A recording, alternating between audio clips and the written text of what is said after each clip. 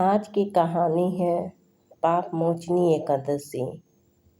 बहुत समय पहले मेधावी ऋषि घोर तपस्या कर रहे थे।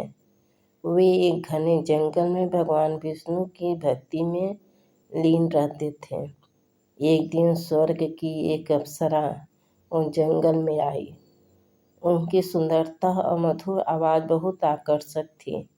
देवताओं ने उसे भेजा था ताकि वह ऋषि का तपस्या भंग कर दे।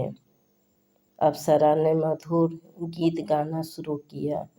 उसकी आवाज़ सुनकर मेधावी ऋषि का मन विचलित हो गया और उनकी तपस्या भंग हो गई।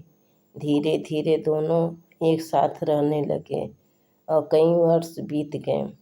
कुछ समय बाद जब ऋषि को अपनी गलती का एहसास हुआ तो वे बहुत क्रोधित हो गए और अप्सरा को श्राप दे दिया कि वह पिशाचिनी बन जाएगी।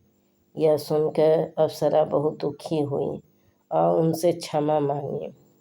तब ऋषि ने कहा कि अगर वह पाप मोचनी एकादशी का व्रत करेगी और भगवान विष्णु की सच्ची मन से पूजा करेगी तो उनके श्राप समाप्त हो जाएगी।